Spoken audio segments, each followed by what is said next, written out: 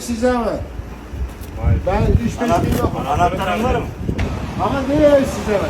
Ben yokum yaptım. Dikkatli ol, tamam mı?